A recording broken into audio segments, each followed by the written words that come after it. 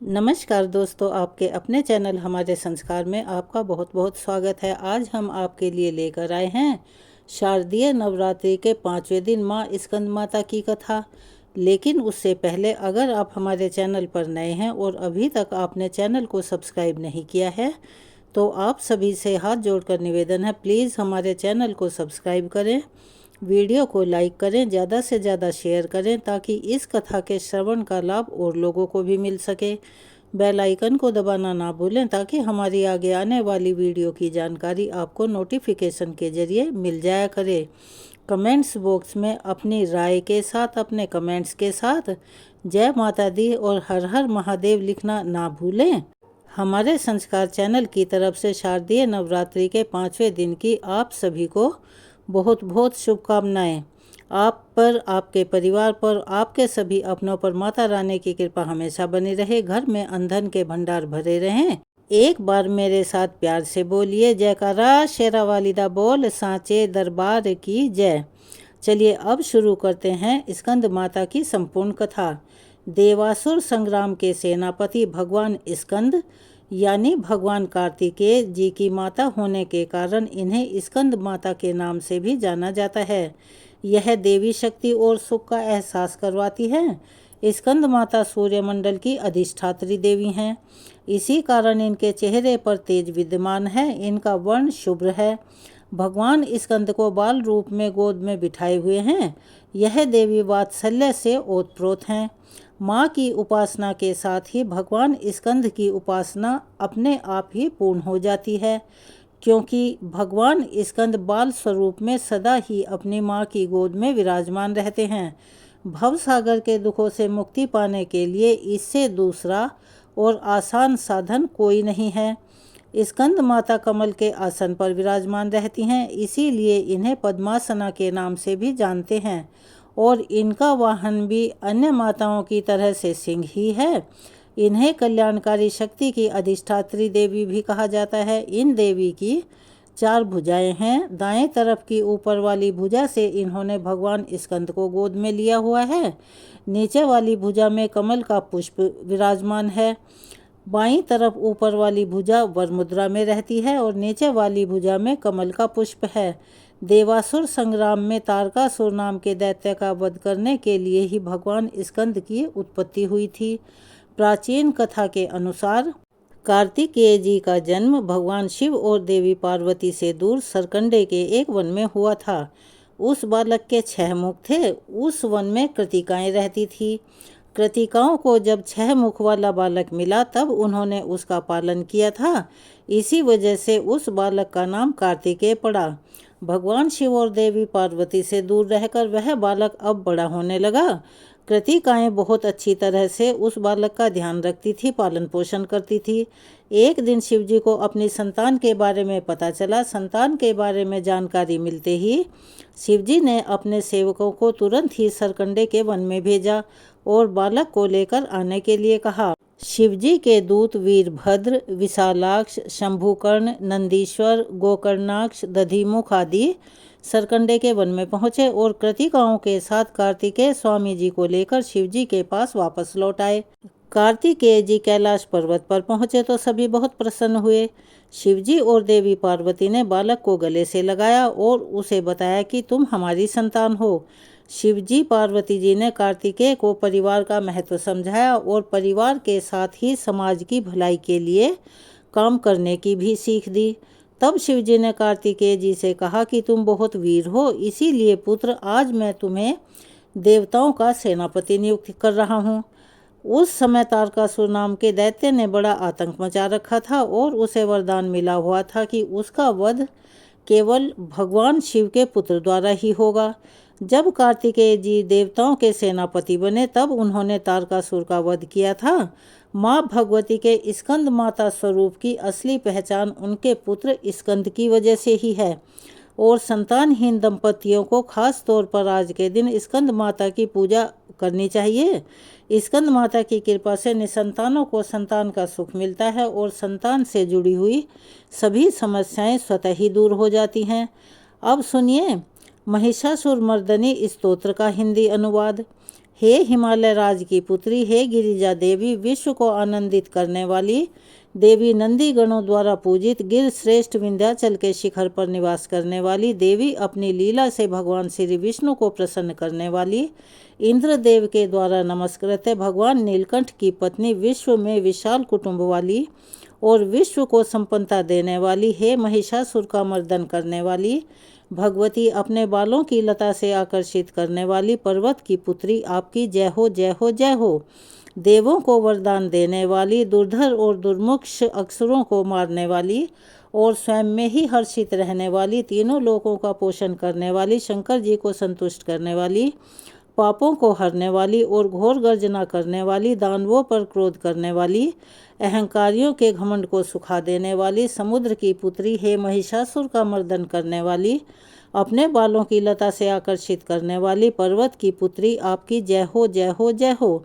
हे जगत माता, हे मेरी माँ, प्रेम से कदम के वन में वास करने वाली, हास्य भाव में रहने वाली, हिमालय के शिखर पर स्थित अपने भवन में विराजित, मधु की तरह मधुर मधु कैटभ का मध नष्ट करने वाली, महिष को विदीर्ण करने वाली, सदा युद्ध में लिप्त रहने वाली, हे महिषासुर का मर्दन करने वाली, अपने बालों की लता से आकर्षित करने वाली पर्वत की पुत्री, आपकी जय हो, जय हो, जय हो। शत्रुओं के हाथियों की सूंड काटने वाली और उनके 100 टुकड़े करने वाली, जिनका सिंह शत्रुओं के हाथियों के सर अलग अलग टुकड़े कर देता है, अपनी भुजाओं के अस्त्रों से चंड और मुंड के शीश काटने वाली, हे महिषासुर का मर्दन करने वाली और अपने बालों की लता से आकर्षित करने वाली पर्वत की पुत्री, आपकी जय हो, जय हो, जय हो। रण में मदोन्मत शत्रुओं का वध करने वाली, अजर अविनाशी शक्तियां धारण करने वाली, प्रमथनाथ अर्थात शिवजी की चतुराई जानकर उन्हें अपना दूत बनाने वाली, दुर्मति और बुरे विचार वाले दानव के दूत के प्रस्ताव का अंत करने वाली, हे महिषासुर का मर्दन करने वाली, अपने बालों की लता से आकर्षित करने वाली पर्वत की पुत्री, आपकी जय हो, जय हो, जय हो। शरणागत शत्रुओं की पत्नियों के आग्रह पर उन्हें अभयदान देने वाली, तीनों लोकों को पीड़ित करने वाले दैत्यों पर प्रहार करने योग्य त्रिशूल धारण करने वाली, देवताओं की दुंदुबी से दुमी दुमी की ध्वनि को सभी दिशाओं में व्याप्त करने वाली, हे महिषासुर का मर्दन करने वाली, अपने बालों की लता से आकर्षित करने वाली पर्वत की पुत्री, आपकी जय हो, जय हो, जय हो। मात्र अपनी हुंकार से धूम्र लोचन राक्षस को धूम्र अर्थात धुएं के समान भस्म करने वाली, युद्ध में कुपित रक्त बीज के रक्त से उत्पन्न अन्य रक्त बीजों का रक्त पीने वाली, शुंभ और निशुंभ दैत्यों की बलि से शिवजी और भूत प्रेतों को तृप्त करने वाली, हे महिषासुर का मर्दन करने वाली, अपने बालों की लता से आकर्षित करने वाली पर्वत की पुत्री, आपकी जय हो, जय हो, जय हो। युद्ध भूमि में जिनके हाथों के कंगन धनुष के समान चमकते हैं, जिनके सोने के तीर शत्रुओं को विदीर्ण करके लाल हो जाते हैं और उनकी चीखें निकालते हैं, चारों प्रकार की सेनाओं, हाथी, घोड़ा, पैदल, रथ का संहार करने वाली, अनेक प्रकार की ध्वनि करने वाले बटकों को उत्पन्न करने वाली, हे महिषासुर का मर्दन करने वाली, अपने बालों की लता से आकर्षित करने वाली पर्वत की पुत्री, आपकी जय हो, जय हो, जय हो। देवांगनाओं के तत्ता थई थई आदि शब्दों से युक्त भाव में नृत्य में मग्न रहने वाली, कुकुत और डीज की धुधुक धीमी धीमी आदि गंभीर ध्वनि सुनने में लिप्त रहने वाली, हे महिषासुर का मर्दन करने वाली, अपने बालों की लता से आकर्षित करने वाली पर्वत की पुत्री, आपकी जय हो, जय हो, जय हो। जय जयकार करने और स्तुति करने वाले समस्त विश्व के द्वारा नमस्कृत्य अपने नूपुर के झंझन और झिमझिम शब्दों से भूतपति महादेव को मोहित करने वाली, नटी नटों के नायक अर्धनारीश्वर के नृत्य से सुशोभित नाट्य में तल्लीन रहने वाली, हे महिषासुर का मर्दन करने वाली, अपने बालों की लता से आकर्षित करने वाली पर्वत की पुत्री, आपकी जय हो, जय हो, जय हो। आकर्षक कांति के साथ अति सुंदर मन से युक्त और रात्रि के आश्रय अर्थात चंद्रदेव की आभा को अपने चेहरे की सुंदरता से फीका करने वाली, काले भवनों के समान सुंदर नेत्रों वाली, हे महिषासुर का मर्दन करने वाली, अपने बालों की लता से आकर्षित करने वाली पर्वत की पुत्री, आपकी जय हो, जय हो, जय हो।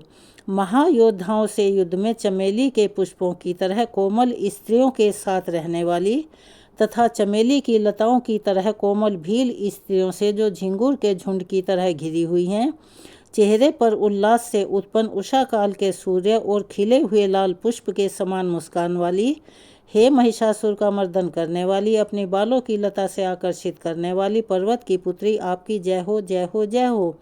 जिसके कानों से लगातार मद बहता रहता है, उस हाथी के समान उत्तेजित है गजेश्वरी, तीनों लोकों के आभूषण रूप, सौंदर्य, शक्ति और कलाओं से सुशोभित हे राजपुत्री, सुंदर मुस्कान वाली, स्त्रियों को पाने के लिए मन में मोह उत्पन्न करने वाली, मनमथ की पुत्री के समान हे महिषासुर का मर्दन करने वाली, अपने बालों की लता से आकर्षित करने वाली पर्वत की पुत्री, आपकी जय हो जय हो जय हो।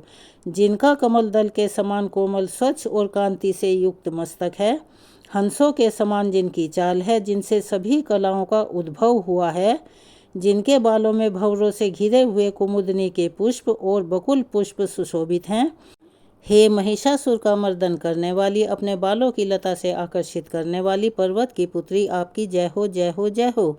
जिनके हाथों की मुरली से बहने वाली ध्वनि से कोयल की आवाज़ भी लज्जित हो जाती है, जो खिले हुए फूलों से, रंगीन पर्वतों से विचरती हुई पुलिन जनजाति की स्त्रियों के साथ मनोहर गीत गाती हैं, जो सद्गुणों से संपन्न शबरी जाति की स्त्रियों के साथ खेलती हैं, हे महिषासुर का मर्दन करने वाली, अपने बालों की लता से आकर्षित करने वाली पर्वत की पुत्री, आपकी जय हो जय हो जय हो। जिनकी चमक से चंद्रमा की रोशनी फीकी पड़ जाए, ऐसे सुंदर रेशम के वस्त्रों से जिनकी कमर सुशोभित है, देवताओं और असुरों के सर झुकने पर उनके मुकुट की मणियों से जिनके पैरों के नाखून चंद्रमा की तरह दमकते हैं, और जैसे सोने के पर्वतों पर विजय पाकर कोई हाथी मदोन्मत्त हो जाता है, वैसे ही देवी के उरोज कलश की तरह प्रतीत होते हैं, ऐसी हे महिषासुर का मर्दन करने वाली, अपने बालों की लता से आकर्षित करने वाली पर्वत की पुत्री, आपकी जय हो जय हो जय हो। सहस्त्र दैत्यों के सहस्त्र हाथों से सहस्त्र युद्ध जीतने वाली और सहस्त्र हाथों से पूजित सुर तारक उत्पन्न करने वाली, उसका तारकासुर के साथ युद्ध कराने वाली, राजा सुरथ और समाधि नामक वैश्य की भक्ति से समान रूप से संतुष्ट होने वाली, हे महिषासुर का मर्दन करने वाली, अपने बालों की लता से आकर्षित करने वाली पर्वत की पुत्री, आपकी जय हो जय हो जय हो। जो भी आपके दयामयी पद कमलों की सेवा करता है, हे कमले, वह व्यक्ति कमल निवास कैसे न बने। हे शिवे, आपके पद कमल ही परम पद हैं, उनका ध्यान करने पर भी परम पद मैं कैसे नहीं पाऊंगा। हे महिषासुर का मर्दन करने वाली, अपने बालों की लता से आकर्षित करने वाली पर्वत की पुत्री, आपकी जय हो जय हो जय हो। सोने के समान चमकते हुए नदी के जल से जो आपके रंग भवन में छिड़काव करेगा, वह इंद्राणी के वक्ष से आलिंगित होने वाले इंद्र के समान सुखानुभूति क्यों नहीं प्राप्त करेगा। हे वाणी, हे महासरस्वती, आप में मांगलिका का निवास है, मैं आपके चरणों की शरण लेता हूँ। हे महिषासुर का मर्दन करने वाली, अपने बालों की लता से आकर्षित करने वाली पर्वत की पुत्री, आपकी जय हो जय हो जय हो। आपका निर्मल चंद्र के समान मुख चंद्रमा का निवास है, जो सभी अशुद्धियों को दूर कर देता है। नहीं तो क्यों मेरा मन इंद्रपुरी की सुंदर स्त्रियों से विमुख हो गया है। मेरे मत के अनुसार आपकी कृपा के बिना शिव नाम के धन की प्राप्ति कैसे संभव हो सकती है। हे महिषासुर का मर्दन करने वाली, बालों की लता से आकर्षित करने वाली पर्वत की पुत्री, आपकी जय हो जय हो जय हो। हे दीनों पर दया करने वाली उमा, मुझ पर भी दया कर ही दो। जगत जननी, जैसे आप दया की वर्षा करती हो, वैसे ही तीरों की भी वर्षा करती हो, इसीलिए इस समय जैसा आपको उचित लगे वैसा करो। मेरे पाप और ताप दूर कर दो। हे महिषासुर का मर्दन करने वाली, अपने बालों की लता से आकर्षित करने वाली पर्वत की पुत्री, आपकी जय हो जय हो जय हो। महिषासुर मर्दन स्तोत्र यहाँ समाप्त होता है।